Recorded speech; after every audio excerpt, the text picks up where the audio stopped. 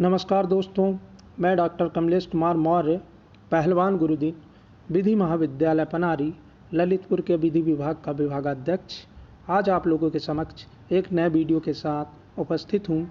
आज के इस वीडियो में हम जानेंगे अपकृत विधि के अंतर्गत कठोर दायित्व का सिद्धांत, डॉक्ट्रिन ऑफ स्ट्रिक्ट लायबिलिटी। इससे पहले कि मैं अपना व्याख्यान प्रारंभ करूं, कृपया हमारे इस चैनल को लाइक करें, अपने दोस्तों में अधिक से अधिक शेयर करें एवं इस चैनल को अनिवार्य रूप से सब्सक्राइब करें। आइए जानें कठोर दायित्व का सिद्धांत। अपकृत विधि के अंतर्गत दायित्व मुख्य रूप से दो प्रकार के माने गए हैं, सामान्य अथवा साधारण दायित्व तथा कठोर अथवा पूर्ण दायित्व। सामान्य दायित्व के अधीन साधारणतः वादी को दो बातें साबित करनी होती है। पहला, क्षति अथवा नुकसानी एवं दूसरा, प्रतिवादी की उपेक्षा। सामान्य दायित्व के अधीन प्रतिवादी की उपेक्षा साबित किए बिना नुकसानी का वाद नहीं लाया जा सकता, लेकिन कई मामले ऐसे होते हैं जिनमें वादी को क्षति अथवा नुकसान तो कारित होती है, लेकिन उनमें प्रतिवादी की उपेक्षा को साबित कर पाना अत्यंत कठिन होता है। ऐसे मामलों में प्रतिवादी सामान्यतः अपने आशय एवं उपेक्षा के अभाव का बचाव लेता है। यही कठोर दायित्व का सिद्धांत उद्भूत हो जाता है, अर्थात प्रभाव में आ जाता है। यह सिद्धांत प्रतिवादी के आशय एवं उपेक्षा के बचाव को निष्प्रभावी कर देता है। कठोर दायित्व का सिद्धांत यह कहता है कि आशय एवं उपेक्षा के अभाव में भी किसी व्यक्ति को अपकृत के लिए उत्तरदायी ठहराया जा सकता है। कठोर दायित्व के सिद्धांत की पृष्ठभूमि में मूल भाव यह निहित है कि संकटापन्न अथवा खतरनाक अथवा जोखिम भरी वस्तुओं का संबंध व्यक्ति पर विशेष सावधानी बरतने का दायित्व अथवा भार होता है। आग, गैस, विस्फोटक पदार्थ, पेट्रोल, विष, ज्वलनशील पदार्थ आदि घातक या संकटापन्न जो जोखिम भरी वस्तुएं हैं, जिनका उपयोग करने वाले अधिभोगी को विशेष सावधानी बरतनी होती है। इस प्रकार कठोर दायित्व का सिद्धांत अथवा जोखिम में सन्निहित रहता है। रालैंड बनाम फ्लेचर, भोपाल गैस रिसाव आदि के मामले इस विषय पर विख्यात मामले माने जाते हैं। यहाँ यह भी उल्लेखनीय है कि कठोर दायित्व के सिद्धांत का आधार आशय अथवा उपेक्षा नहीं है, अपितु इसके अभाव में भी दोषी व्यक्ति का दायित्व निर्धारण है। कठोर दायित्व के सिद्धांत की प्रयोज्यता के लिए यह भी आवश्यक नहीं है कि दोषी व्यक्ति को कार्य की प्रकृति एवं परिणामों की जानकारी रही हो। उदाहरणार्थ, एक घनी आबादी में संकटापन्न गैस का कारखाना लगाया जाता है और गैस के रिसाव से किसी व्यक्ति की मृत्यु हो जाती है। यहाँ गैस कंपनी इसके लिए कठोर दायित्व के सिद्धांत के अंतर्गत उत्तरदायी होगी, चाहे उसका ऐसा कोई आशय नहीं रहा हो। इसी तारतम्य में एक और केस है MC Mehta versus union of India AIR 1986 SC 1086 के मामले में कठोर दायित्व के सिद्धांत को स्पष्ट करते हुए उच्चतम न्यायालय द्वारा यह कहा गया कि जहाँ कोई व्यक्ति संकटापन्न प्रकृति का कोई उद्योग आदि स्थापित करता है, वहाँ उससे उद्भूत होने वाली जोखिम के लिए वह पूर्ण रूप से उत्तरदायी होगा। वह किसी प्रतिवाद का सहारा लेकर बच नहीं सकता है। इस विषय पर Indian council for enviro legal action बनाम union of India AIR 1996 SC 1446 का एक और महत्वपूर्ण मामला है। इसमें राजस्थान के बिछड़ी गांव में Hindustan agro chemical, silver chemical, Rajasthan multi fertiliser, fastest India तथा ज्योति केमिकल्स उद्योग से कारित प्रदूषण का प्रश्न अंतर्गत था। इन रासायनिक कारखानों से गांवों की भूमि, हवा, जल आदि प्रदूषित हो गए थे। खेती हर भूमि बेकार हो गई थी। न्यायालय ने प्रदूषण के लिए इन उद्योगों को उत्तरदायी ठहराया, यद्यपि उनका गांव के लोगों को नुकसान पहुंचाने का कोई आशय नहीं था। एक विख्यात मामला यूनियन कार्बाइड कॉरपोरेशन बनाम यूनियन ऑफ इंडिया 1990 1 SCC 613 का है, जिसे भोपाल गैस त्रसदी के नाम से भी जाना जाता है। दिसंबर 1948 की रात्रि में यूनियन कार्बाइड कॉरपोरेशन की भोपाल स्थित यूनिट से गैस रिसाव के कारण लगभग 2500 व्यक्तियों की मृत्यु हो गई थी तथा 2 लाख व्यक्ति किसी न किसी रूप से क्षतिग्रस्त हो गए थे। उच्चतम न्यायालय ने कठोर दायित्व के सिद्धांत के अंतर्गत कॉरपोरेशन को उत्तरदायी ठहराया और समझौते के माध्यम से $470 करोड़ की राशि नुकसानी के रूप में तय की। ऐसे और भी अनेक मामले हैं। सुरजाय दास बनाम Assam electricity board AIR 2006 Guwahati 9 के मामले में गुवाहाटी उच्च न्यायालय ने सड़क पर बिजली का करंट युक्त जीवित तार के संपर्क में आने से पिटिशनर की पत्नी की मृत्यु हो जाने पर न्यायालय ने इस मामले को कठोर दायित्व के सिद्धांत को लागू करते हुए इलेक्ट्रिसिटी बोर्ड को क्षतिपूर्ति के लिए उत्तरदायी ठहराया। इसके पश्चात हम देखेंगे रॉलैंड बनाम फ्लेचर का मामला। कठोर दायित्व के सिद्धांत पर रॉलैंड बनाम फ्लेचर 1868 LR 3 HL 330 का एक महत्वपूर्ण मामला है। इसमें Thomas Fletcher red house colliery से कोयला निकालने का कार्य करता था। कोयले की यह खान अर्ल ऑफ विल्टन से पट्टे पर ले रखी थी। साथ ही 2 अन्य व्यक्तियों से भी कुछ भूमि पट्टे पर ले रखी थी। खान के दक्षिण की ओर एक मिल था तथा एक पुराना जलकुंड था।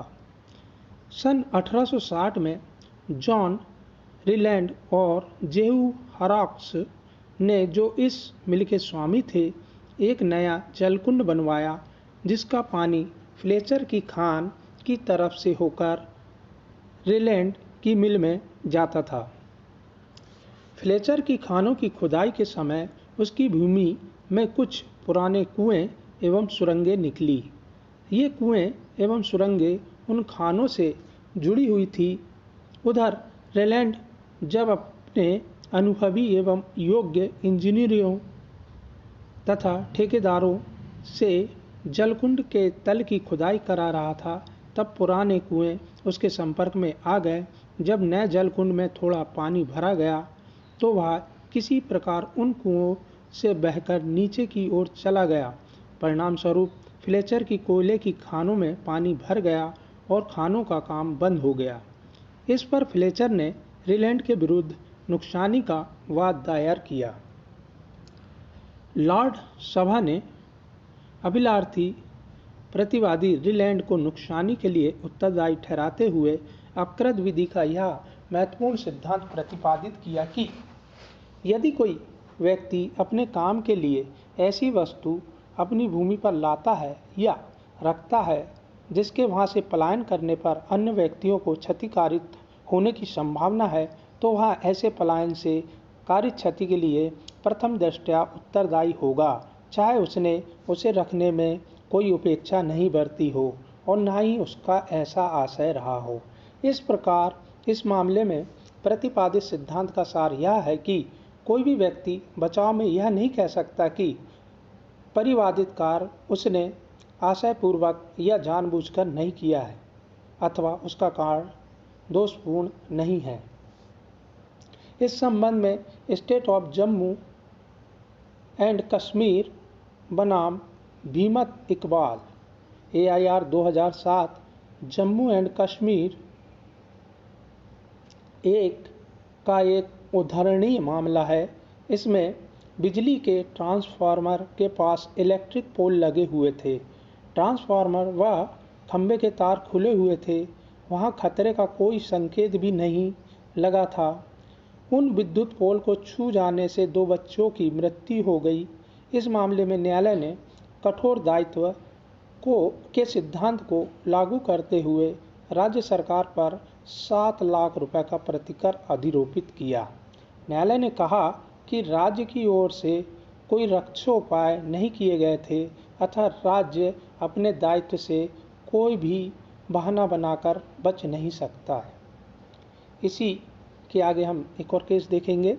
जोगिंदर सिंह बनाम state of Jammu Kashmir AIR 2011 Jammu and Kashmir 130 के मामले में कठोर दायित्व के सिद्धांत को लागू किया गया। इसमें एक खेत में 7 से 8 दिनों से खुले पड़े विद्युत तारों के संपर्क में आने से एक व्यक्ति की मृत्यु हो गई। बचाव में यह कहा गया कि यह दुर्घटना दैवीय कृत्य का परिणाम थी। भारी वर्षा होने से विद्युत पोल को हटाया जा रहा था, तभी मृतक जल्दबाजी में होने से इन तारों के संपर्क में आ गया। लेकिन न्यायालय ने इस बचाव को नकारते हुए कहा कि 7-8 दिनों तक विद्युत तारों को खुले पड़े रहना विद्युत विभाग के कर्मचारियों की लापरवाही थी। फिर पोल हटाते समय उस क्षेत्र में प्रवेश निषेध का कोई संकेत भी नहीं लगाया गया। विभाग एवं राज्य को प्रतिकर के लिए उत्तरदायी ठहराया गया। अनिवार्य शर्तें। उपरोक्त विवेचन एवं न्यायिक निर्णयों से कठोर दायित्व के सिद्धांत की निम्नांकित आवश्यक शर्तें परिलक्षित होती हैं। पहला, किसी व्यक्ति प्रतिवादी द्वारा अपनी भूमि पर ऐसी कोई वस्तु लाना या रखना जिसके पलायन करने पर दृष्टि कारित होने की संभावना हो। ऐसी वस्तु का पलायन कर जाना एवं अपनी भूमि का अप्राकृतिक उपयोग किया जाना। किसी वस्तु के भूमि पर लाने और उसके पलायन कर जाने पर दृष्टि कारित होने की संभावना कठोर दायित्व के सिद्धांत की प्रयोज्यता की प्रथम शर्त है। रालेट बनाम फ्लेचर के मामले में ऐसी वस्तु पानी थी, जबकि भोपाल गैस त्रसदी के मामले में गैस, इनके अलावा तेल, धुआं, बिजली, स्पंदन, विषैली वनस्पति आदि ऐसी वस्तुएं हो सकती हैं जिनके पलायन से दृष्टि कारित होने की संभावना रहती है। अपवाद एवं बचाव। रालेट बनाम फ्लेचर के मामले में प्रतिवादित कठोर दायित्व के सिद्धांत के निम्नांकित बचाव अथवा अपवाद हैं, अर्थात निम्नांकित परिस्थितियों में कठोर दायित्व का सिद्धांत प्रयोज्य नहीं होता है। देवी अथवा ईश्वरीय कृत्य। देवी अथवा ईश्वरीय कृत्य इस सिद्धांत का पहला अपवाद एवं बचाव है। देवी एवं ईश्वरीय कृत्य में ऐसी घटनाएं आती है जिनका ना तो पूर्वानुमान किया जा सकता है और ना ही जिनसे बचा जा सकता है। Nicholas versus marshland 1875 LR 10-X-255 का इस विषय पर एक अच्छा प्रकरण है, जिसमें भीषण वर्षा, जलाशय फूट जाने पर कारित क्षति के लिए प्रतिवादी को उत्तरदायी नहीं माना गया, क्योंकि यह ईश्वरीय कृत्य अथवा घटना का परिणाम थी। दूसरा पॉइंट है अनजान व्यक्ति का कृत्य। यदि किसी अनजान आगंतुक अथवा पर व्यक्ति के विद्वेषपूर्ण अथवा असंभव कार्य के कारण वस्तु के पलायन कर जाने से क्षति कारित होती है, तो उस पर कठोर दायित्व का सिद्धांत लागू नहीं होता है। यहाँ तीसरे अथवा पर व्यक्ति से अभिप्राय अतिचारी से है, जो प्रतिवादी की भूमि पर अतिक्रमण अथवा अतिचार कर बैठता है। बॉक्स बनाम जूप 1879 और XD 76 का एक महत्वपूर्ण मामला है, जिसमें प्रतिवादी के तालाब का अधिक पानी निकालने के लिए एक नाली बनी हुई थी। किसी पर व्यक्ति द्वारा नाली को अवरुद्ध कर दिए जाने से पानी नाली से बाहर निकलने लगा, जिसमें वादी को क्षति कारित हुई। इसके लिए प्रतिवादी को उत्तरदायी नहीं ठहराया गया, क्योंकि यह क्षति पर व्यक्ति के कृत्य का परिणाम थी। तीसरा पॉइंट भूमि का स्वाभाविक उपयोग। जहाँ कोई व्यक्ति अपनी भूमि का स्वाभाविक अथवा प्राकृतिक तौर पर उपयोग करता है अथवा उस पर किसी वस्तु को प्राकृतिक या स्वाभाविक तौर पर रखता है, वहाँ उससे कारित क्षति पर कठोर दायित्व का सिद्धांत लागू नहीं होता है। सोचाकी बनाम शेष 1947 फर्स्ट ऑल ई इंडिया रिपोर्ट 344 के मामले में यह भी निर्धारित किया गया कि यदि कोई व्यक्ति अपने घर में अपने प्रयोग के लिए आग का उपयोग करता है और किसी असावधानी के बिना वह आग पलायन कर जाती है जिससे किसी अन्य व्यक्ति की संपत्ति को क्षतिकारित होती है, तब यह कठोर दायित्व का सिद्धांत लागू नहीं होगा, क्योंकि घरेलू कार्यों में आग का उपयोग प्राकृतिक एवं स्वाभाविक है। चौथा पॉइंट है वादी की सहमति। जहाँ किसी संकटापन्न अथवा खतरनाक वस्तु को रखने अथवा पलायन करने में वादी की प्रत्यक्ष अथवा परोक्ष सहमति रही हो और उसमें प्रतिवादी की कोई उपेक्षा या दोष नहीं रहा हो, वहाँ कठोर दायित्व का सिद्धांत लागू नहीं होगा, अर्थात क्षति के लिए प्रतिवादी का उत्तरदायी नहीं माना जाएगा। पांचवा पॉइंट स्वयं वादी की गलती अथवा दोष। जहाँ किसी कार्य में स्वयं वादी की गलती, दोष अथवा असावधानी रही हो, वहाँ ऐसे कार्य से कारित क्षति के लिए वादी प्रतिवादी से नुकसानी पाने का हकदार नहीं होगा। पॉन्टिंग बनाम नोकेस 1894 2 QB 281 के मामले में वादी के घोड़े ने प्रतिवादी की दीवार के पास लगी हुई कुछ विषैली पत्तियां को खा लिया, जिससे उसकी मृत्यु हो गई। वादी ने प्रतिवादी के विरुद्ध नुकसानी का वाद संस्थित किया, लेकिन उसे सफलता नहीं मिली, क्योंकि स्वयं वादी के घोड़े ने प्रतिवादी की भूमि पर अतिक्रमण किया तथा प्रतिवादी की जमीन पर लगी पत्तियों द्वारा पलायन नहीं किया गया। छठवां पॉइंट है सामान्य लाभ।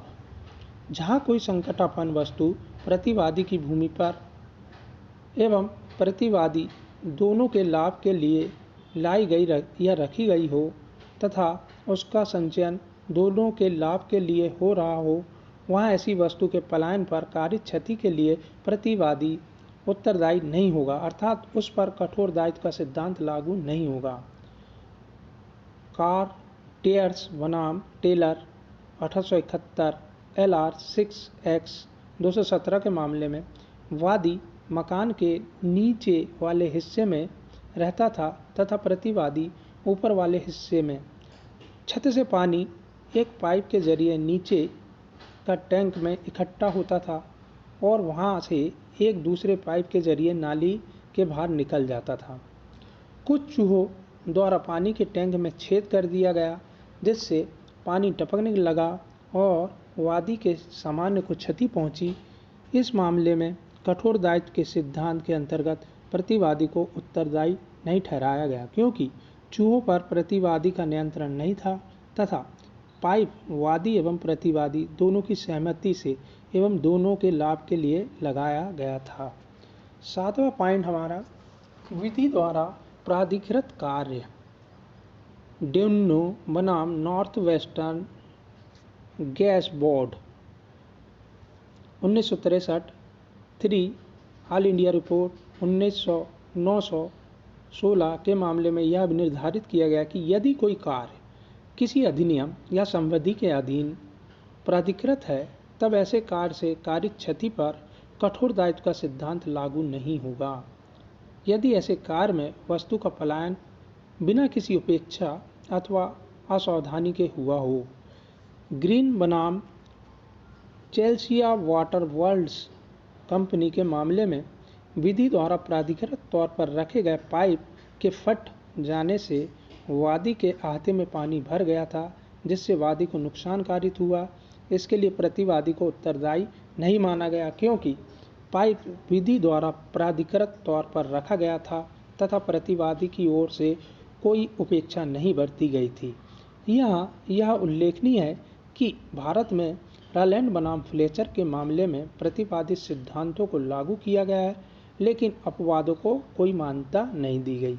आई होप यह वीडियो आपको बहुत पसंद आया होगा। धन्यवाद।